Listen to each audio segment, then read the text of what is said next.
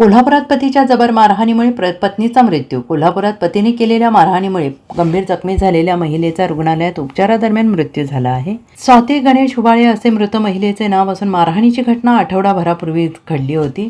महिलेच्या नातेवाईकांनी पतीला अटक केल्याशिवाय मृतदेह ताब्यात घेणार नसल्याची भूमिका घेतली. अखेर लक्ष्मीपुरी पोलिसांनी पतीविरोधात खुनाचा गुन्हा दाखल केला. त्यानंतर नातेवाईकांनी मृतदेह ताब्यात घेतला. गणेश शंकर हुबाळे असे गुन्हा दाखल झालेल्या पतीचे नाव असून त्याला अटक करण्यात आली आहे.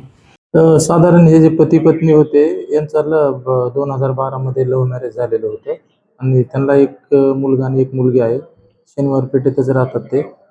त्यांच्यात एक वाद होत होते आणि ते वादात अनेक वेळा ते वाद त्यांनी मिटवण्याचा प्रयत्न देखील केलेला होता. परंतु 7 तारखेला त्यांच्यात वाद झाले आणि ते वादातून पतीने त्या पत्नीला त्यांच्या मारहाण केली आणि त्यानंतर त्यांनी तिला उपचाराकामी डी.वाय. पाटील या ठिकाणी ॲडमिट केली ती हॉस्पिटल या ठिकाणी.